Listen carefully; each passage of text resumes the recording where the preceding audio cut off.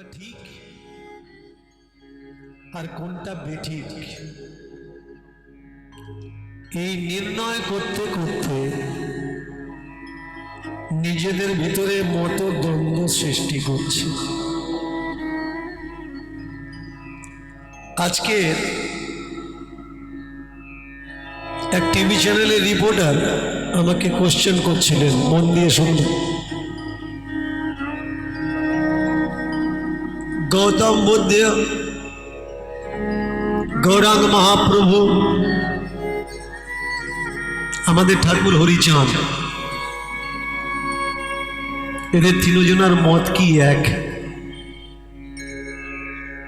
অনেক মতুয়া আছেন যে নিজেকে মতুয়া বলে দাবি করেন, অথচ বৌদ্ধকে পছন্দ করে না।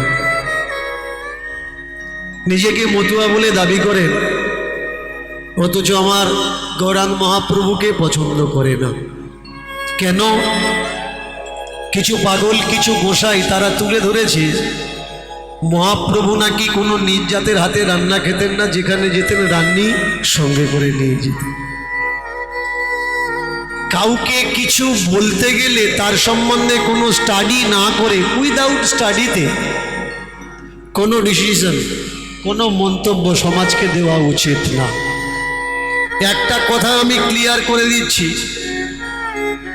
এইসব গল্পগুলো যে বইয়ে লেখা আছে এগুলো সম্পূর্ণ ব্রাহ্মণ্যবাদী গ্রন্থ, কোনো সঠিক তথ্য এতে দেওয়া নেই।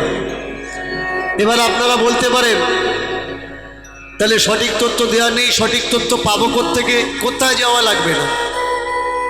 অদ্বৈত আচার্যের শিষ্যত্ব গ্রহণ করার জন্য পূর্ববঙ্গ থেকে ছুটে এসেছিলেন ঈশান, যার পুরো নাম ঈশান নাগর, টাইটেল ঈশান নাগর।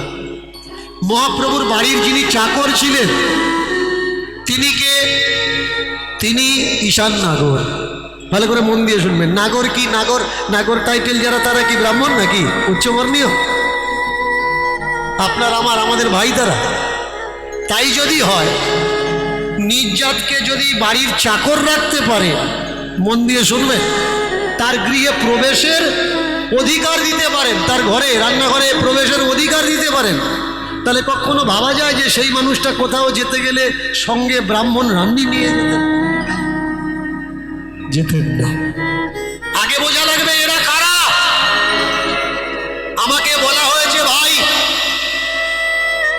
যে বাবা আজকের আপনি মতুয়া দর্শন নিয়ে কথা বলবেন, মতুয়া ধর্ম নিয়ে ফোকাস, মেন ফোকাস থাকবে মতুয়ার উপর। কষ্ট লাগে কোন জায়গায়?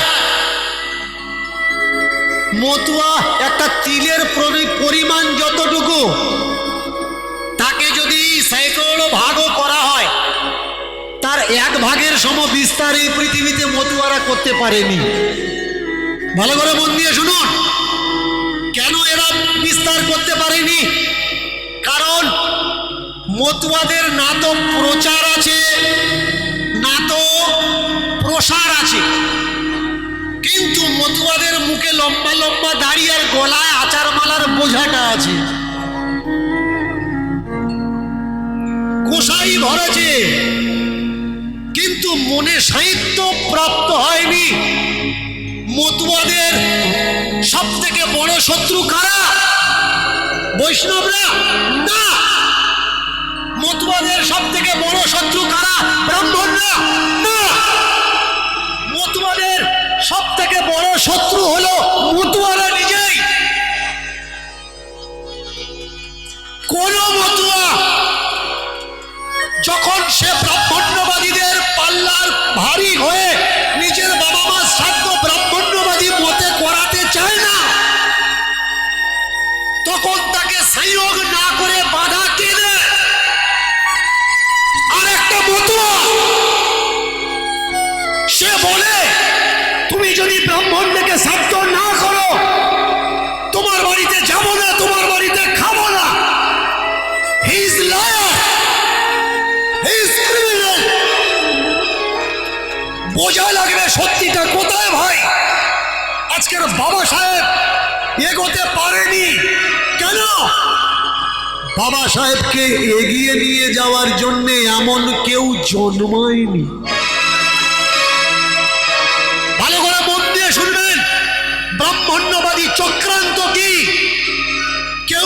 যজন করো আর যাজন করো, মানে নিজে নাও আর একজনকে তোমার মতো তৈরি করো। বৈষ্ণবদের ভিতরে তারা বলছে তুমি হরিকে ভালোবাসো বা নাই বাসো, মালা জপো বা নাই বা জপো, আর একজনকে হরিভক্ত করো, তুমি স্বর্গে যাবে। তার মানে কি সে বলতে চাইলো যে তুমি হরিভক্ত বাড়াও। কিন্তু আপনারা মতুয়া যারা নিজেদেরকে মতুয়া বলে দাবি করেন, বুকে হাত ঠুকে বলুন তো নতুন কোন পরিবারকে মতুয়া করেছেন একজন বলবেন? তাহলে কেন হবে প্রচার, কেন হবে প্রসার, কেন হবে বিস্তার? আমার ঠাকুর কি এসে এই বলেছিলেন যে গোসাই হও, দেই দেই করে নাচো, আর পাপ নষ্ট করার জন্য কামনা সাগরের পাঁক জলে ডুব দাও? হরিচাঁদ ঠাকুরের দর্শন কি ওই পাঁক জলে ডুব দেওয়া? তাই যদি হবে তাহলে তিনি কেন বললেন এই বেদবিধি উপাচারকে বাম পাদে ঠেলো? ডুব দেওয়াটা তো তার দর্শনের ভিতরে পড়ে না। অনেকে বলে আমি মতুয়া ধর্মের মানুষ। শুনে নাও ভাই, মতুয়া কোনো ধর্ম না। ধর্ম তো সৃষ্টি থেকে আজও পর্যন্ত একটাই আছে, তার নির্দিষ্ট নাম আছে। মতুয়া কি? মতুয়া হলো দর্শন। হিজ দর্শন। কি দর্শন? ধর্ম কি? ধর্ম মানে মিথ্যা, ধর্ম মানে কল্পনা। ধর্ম মানুষকে কি দেয়? ধর্ম মানুষকে অবতার দেয়। যারা সমাজের জন্য কিচ্ছু করেনি, ধর্ম মানুষকে অবতার দেয়। যার খাতায় কলমে প্রমাণ আছে কিন্তু বাস্তবে কোনো এভিডেন্স নেই। ধর্ম মানুষকে জাতিবাদ দেয়, ধর্ম মানুষকে সমান আসন দেয় না। কিন্তু দর্শন মানুষকে কি দেয়?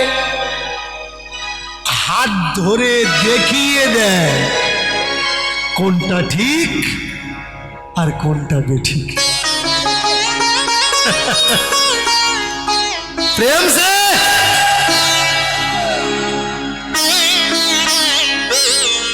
কই পাগলরা কি ঠান্ডা হয়ে গেল নাকি?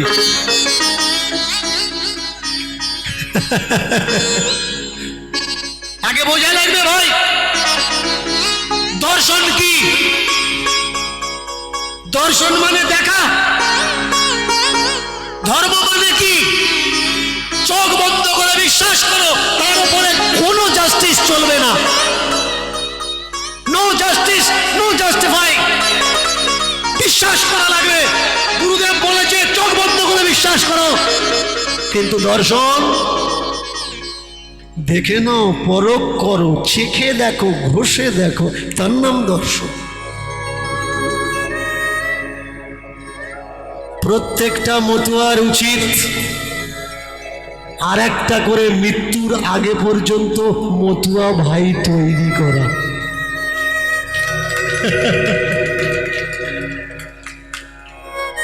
অনেকে বলে আমরা মতুয়া পরিবার। ভাই তোমার বাড়ির ওই বুড়ো ঠাকুরদাটা ছিল বলে তবে তুমি মতুয়া পরিবার। ও মতুয়া ছাড়া অন্য কোনো মত তোমার ঘরে প্রবেশ করতে দেবে না, তাই তুমি মতুয়া পরিবার।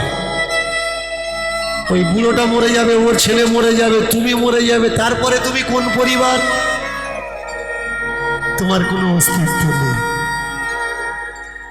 এর জন্য আমাদের কর্তব্য, আমাদের প্রত্যেকটা ছেলে মেয়েদের আচার মালা গলায় দেওয়ার আগে, নেওয়ার আগে হরিচাঁদের বিচারটা তার মাথায় দাও। আমি আচার মালার অপমান করছি না বা নিতে বলছি না যে নেবেন না, নেবেন, কিন্তু মালা নেওয়ার আগে বিচারটা তো নাও।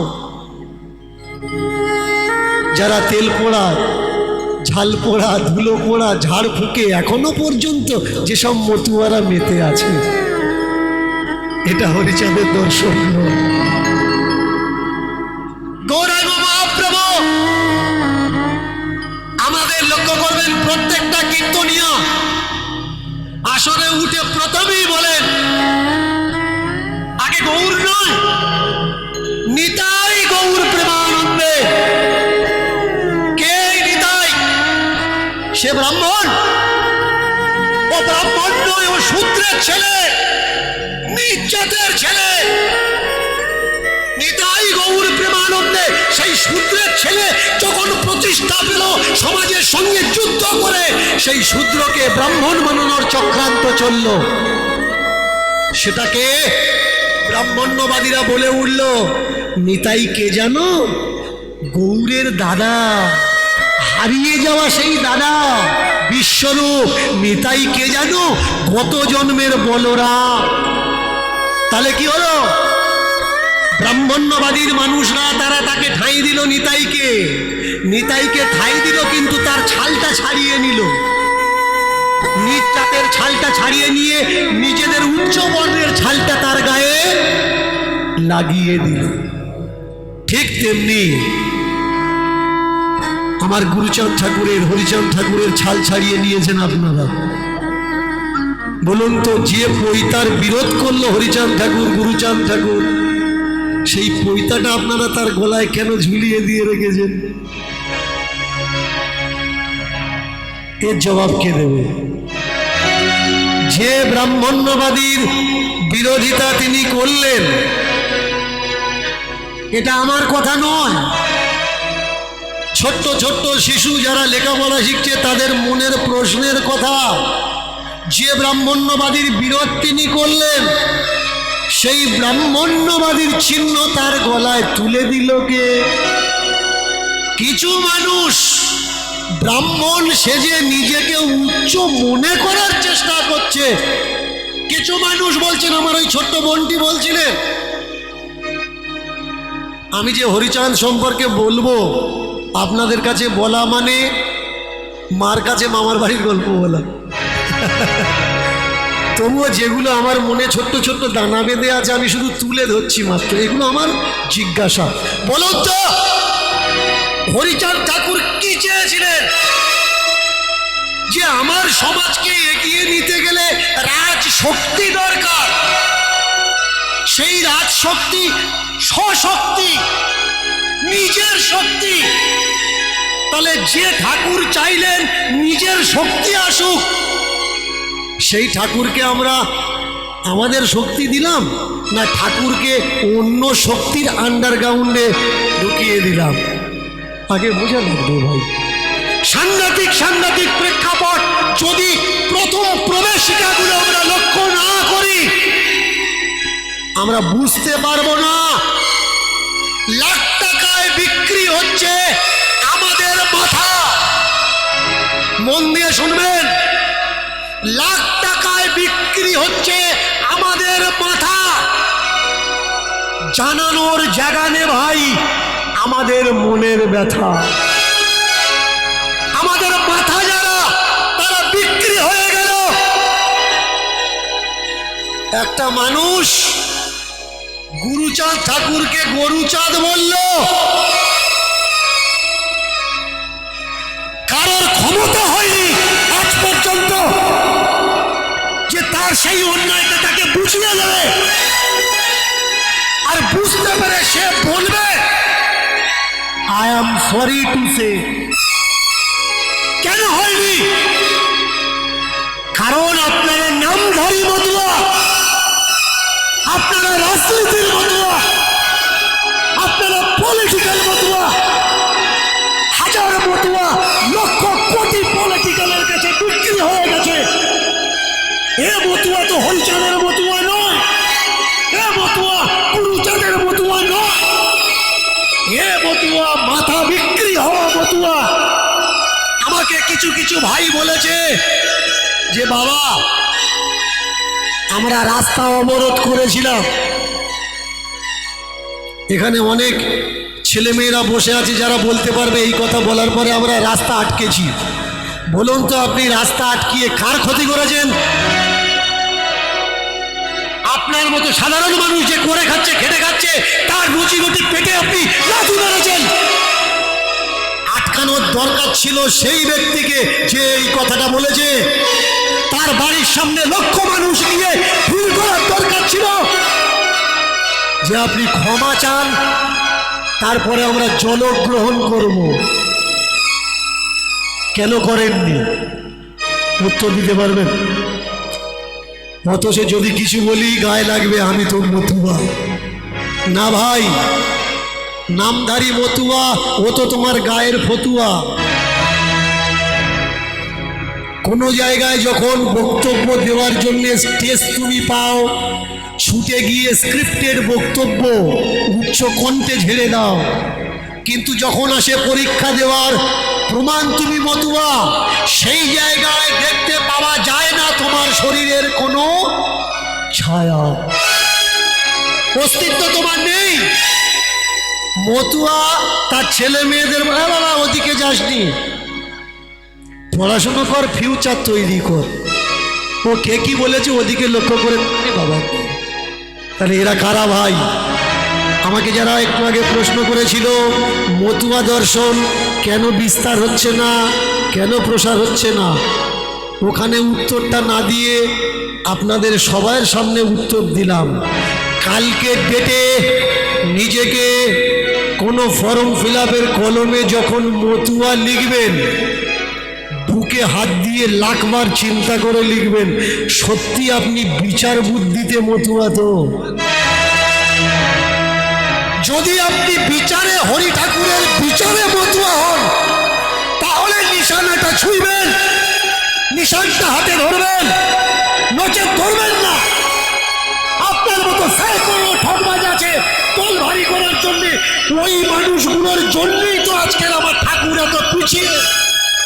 আপনার প্রতিবেশী রাজ্য, প্রতিবেশী জেলা আপনার ঠাকুরকে জানে না। কেন জানে না?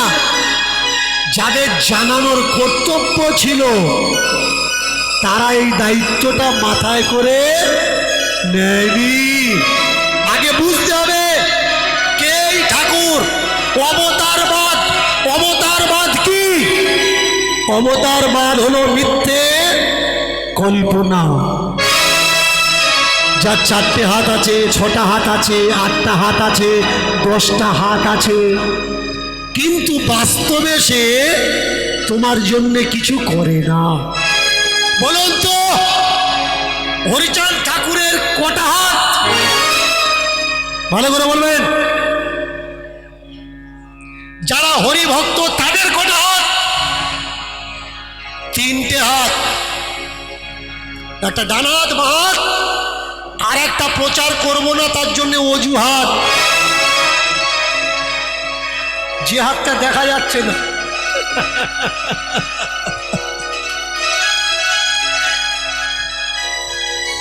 এই অজুহাত 3টে হাত হলো মানুষ হরিচাঁদ দর্শনের ভিতরে ঢুকেছে, তাই এর প্রচার হয়নি, তাই এর প্রসার হয়নি। ভালো করে শুনবেন, যে বুদ্ধ সে কিন্তু হরিচাঁদ নয়, যে বুদ্ধ সে কিন্তু বাবা সাহেব নয়, কিন্তু যে বুদ্ধের বিচার সেই বিচার বাবা সাহেবের ভিতরে, তাদের বিচারে মিল আছে, একই বিচার। এরা কি চেয়েছিলেন? এরা চেয়েছিলেন সাম্য। আর এরা যে ধর্ম প্রচার করতে চেয়েছিলেন সেই ধর্মের নাম কি? মানবতা। তাই তো গুরুচাঁদ ঠাকুর বলেছেন, তাই তো হরিচাঁদ ঠাকুরের জীবনে দেখতে পাওয়া যায়, ভাই যদি কুকুরের এঁটো পাও তাও আনন্দ করে খাও। এ কথা তো সেই বলতে পারে যে সাম্য দর্শন করেছে। সমভাব সমদর্শনই সাম্য। যে কখনো বলে না ওকে দূরে খেতে দে আর আমাকে এখানে খেতে দে, ওকে বাইরে খেতে দে আর আমাকে ঘরে খেতে দে। সমদর্শন কি? তুমি আমি আমরা সমান।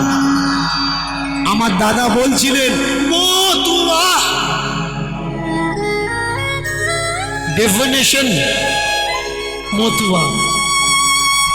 তুমি আমি ভিন্ন নয়, তুমি আমরা এক, এটাই তো দর্শন। আমাকে যারা প্রণাম করতে আসে যে বাবা আমরা তো হরিচাঁদ ঠাকুরকে দেখিনি, আমরা গুরুচাঁদ ঠাকুরকে দেখিনি, কিন্তু আমরা দীনকৃষ্ণ ঠাকুরকে দেখছি, একটু পায়ে হাত দেব। আমি ওদের বলি মেরুদণ্ড ভাঙতে ভাঙতে মাথা উঁচু করে ওঠার ক্ষমতাটা আমরা হারিয়ে ফেলেছি ভাই, আর মেরুদণ্ড নিচু করো না, মাথাটা উঁচু করে বাঁচো, এটাই হলো দর্শন। তোমার আর আমার যখন সমান অধিকার। আমার বড় দাদা স্টেজে বসে আছে, দাদার হাতে বাবা আমাকে দিয়ে গেছে, আর দাদা সেই দায়িত্ব আজও পর্যন্ত বহন করে যাচ্ছে। দাদা বলেছে ভাই শরীরে যতক্ষণ প্রাণ থাকবে ভাইয়ের গায়ে কোনো আঁচ আসতে দেবো না। এই যে বিনতির প্রভাব, এটাই তো মতুয়া দর্শনের প্রভাব, যেটা অন্য কোনো দর্শন আর শেখায় না। সেই জায়গায় এত বিভেদ কেন? সেই জায়গায় এত ডিবেট কেন? তাই আমি আজকে হরিবাসরে দাঁড়িয়ে এই স্টেজে দাঁড়িয়ে প্রথমেই বললাম ওরা এসেছিল তাই আমাদের সম্মান দিল। যে কথা আমাদের প্রাণের ঠাকুর গৌরাঙ্গ মহাপ্রভু নিতাই নিত্যানন্দ বলে গেছেন, সেই কথাই পুনঃপ্রকাশ করছেন কে? হরিচাঁদ ঠাকুর। তারা বলেছে যাগযজ্ঞ করার দরকার নেই, পূজা অর্চনা করার দরকার নেই, কোনো কিছুর দরকার নেই। হরিচাঁদ ঠাকুরও তাই বললেন, কোনো কিছু করার দরকার নেই, কোনো উপাচারের দরকার নেই, কোনো আড়ম্বরের দরকার নেই। আমরা বললাম ঠাকুর কি করব? কি করে তাহলে আমাদের মুক্তি হবে, আমাদের উদ্ধার হবে? জন্ম জন্মান্তরের গুলামি খাটতে খাটতে আমাদের রক্তের ভিতরে, শরীরের ভিতরে আমরা গুলাম হয়ে গেছি, তো উদ্ধার পাবো কি করে? ঠাকুর বলেন নাম করো, নাম করো, নাম করো। কি নাম? শুনুন, একটা নামেই হবে আমাদের সকলার উদ্ধার। যারা উদ্ধার পাওয়ার জন্য চিন্তা করছে কি করে উদ্ধার পাবে, আমার নিমাই ঠাকুর, গৌর ঠাকুর, নিত্যানন্দ ঠাকুর, আমার হরিচাঁদ ঠাকুর, তারা উদ্ধারের পথ দেখিয়ে গেলেন। কিভাবে? যেখানে থাকো মুক্তি পাওয়ার জন্য শুধু নাম করো। কি নাম?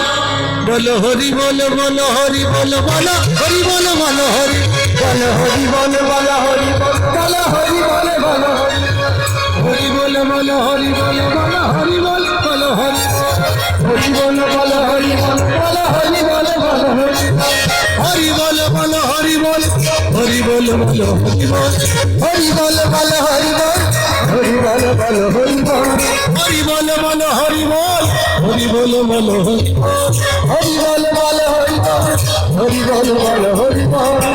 প্রেমে বলো হরি বল, দুঃখে বলো হরি বল, আনন্দে হরি বল, ভাবে হরি বল।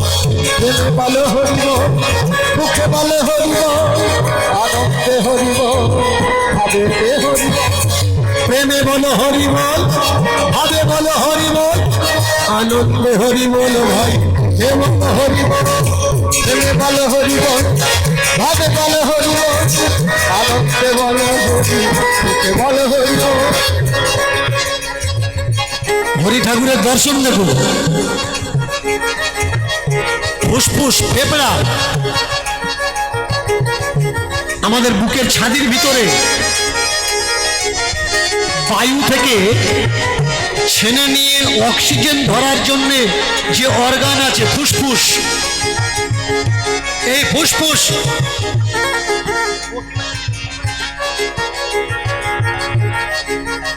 এই ফুসফুস ভালো থাকবে কি করে? শ্বাস দীর্ঘস্থায়ী।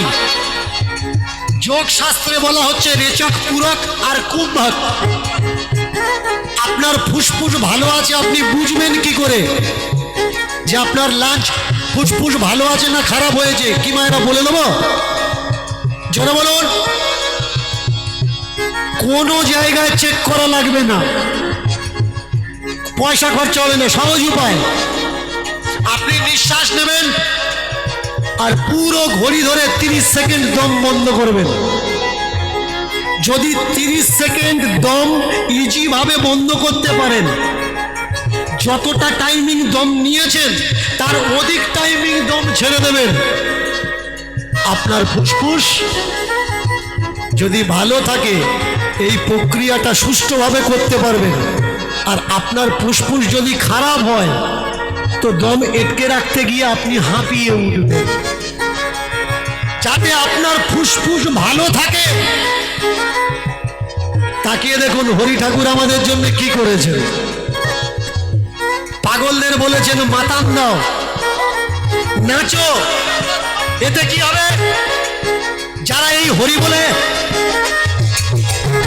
মাতান দায় নাচে, আমাদের শরীরের ভিতরে যে টক্সিন থাকে, টক্সিন ঘাম হয়ে লোমকূপের ভিতর থেকে বেরিয়ে যায়। টক্সিন যদি না বেরোয় খুব তাড়াতাড়ি আপনি রোগী হয়ে যাবেন। কেন বললাম? মতুয়া কোনো ধর্ম নয়, মতুয়া দর্শন। ফিজিক্যালি মিলিয়ে নিন। কোথাও গেলে দিচ্ছে, এতে কি হচ্ছে? বডি টেম্পারেচার হাই হয়ে যাচ্ছে। বডির ভিতরে যদি কোনো ভাইরাস ব্যাকটেরিয়া থাকে, এই বডির অত্যাধিক টেম্পারেচারে ওই ভাইরাস নষ্ট হয়ে যাবে। আপনার জ্বর হয়েছে, তার মানে আপনার বডির টেম্পারেচার বডি নিজে নিজে বাড়িয়ে নিয়েছে। কেন? আপনার নিজের অজান্তে খাবার বা কোনো বাতাসের মাধ্যমে আপনার শরীরের ভিতরে হানিকারক কোনো জীবাণু প্রবেশ করেছে। তার জন্যে আপনার বডি নিজের টেম্পারেচারকে বাড়িয়ে দিয়ে সেই ভাইরাসকে মারার ব্যবস্থা করছে। আমাদের মূর্খতা কোন জায়গায়? জ্বর হয়েছে সঙ্গে সঙ্গেই আমরা জ্বরের ট্যাবলেট খেলাম, তাহলে কি হলো? বডি টেম্পারেচার কমে গেল। আর যে ভাইরাসকে মারার জন্য আপনার বডি টেম্পারেচারকে হাই করেছে, সেই ভাইরাস মরল না, ভাইরাসের জায়গা তৈরি হয়ে গেল। এর জন্য জ্বর হয়েছে, কোনো চিন্তা করার দরকার নেই, প্রকৃতির নিয়মে সারা। আমার ঠাকুরের দর্শন দেখে নিন, কি কি রোগ হলে কি কি খাবেন। বাঙালি গেছে ভুলে পান্তা তেঁতুল খাওয়া, তাই তো তাড়াতাড়ি এদের মৃত্যু মুখে যাওয়া। আর তাই তো তাড়াতাড়ি মৃত্যু মুখে যাওয়া। তাই আমরা খাওয়া ভুলে গেছি রে ভাই, খাওয়া ভুলে গেছি। আমরা খাওয়া ভুলে গেছি রে ভাই, খাওয়া ভুলে গেছি। আমরা তেতো খাই না, নিমের ছাল।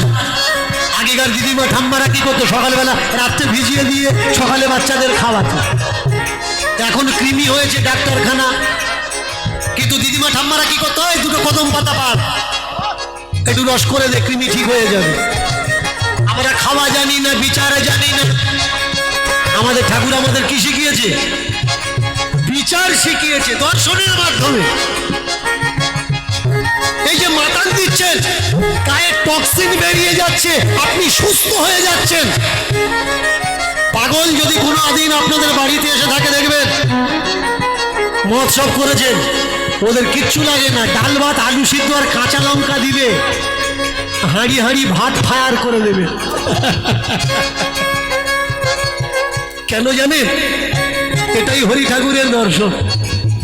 যখন আপনি বলছেন হরি বল হরি বল হরি বল হরি বল, আপনার নিজের অজান্তে আপনার বডিতে একটা ভালো কাজ হচ্ছে। কি কাজ? এই ফেফড়াকে ভালো করার জন্য যে প্রাণায়াম আপনারা করতেন, এক নাক থেকে নেওয়া আর এক নাক থেকে ছাড়া, দমকে নিয়ে দমকে রুখে দেওয়া, যখন আপনি লাফালাফি করছেন এমনিতে দম লং টাইম আপনার বডিতে প্রবেশ করছে, বুঝেছেন? যে মানুষটা লেখাপড়া জানে না, শিক্ষিত সমাজের জন্য তিনি কি দিয়ে গেছেন? যে মানুষটা খালি পায়ে খালি গায়ে ঘুরেছে, আমাদের মতো স্যুট প্যান্ট পরা বাবুদের জন্য তিনি কি দিয়ে গেছেন? তাই তো আমি এত বড় কথাটা প্রথমে বললাম যে আচার মালা পরার আগে বিচারটা গ্রহণ কর। আমার গৌর ঠাকুর বলেছেন, বল হরি বল ভাই, বল হরি বল, বল হরি বল ভাই, বল হরি বল ভাই, বল হরি বল ভাই, বল হরি বল, বল হরি বল ভাই, বল হরি বল, বল হরি বল ভাই, বল হরি বল। বাহু তোলো উচ্চ স্বরে,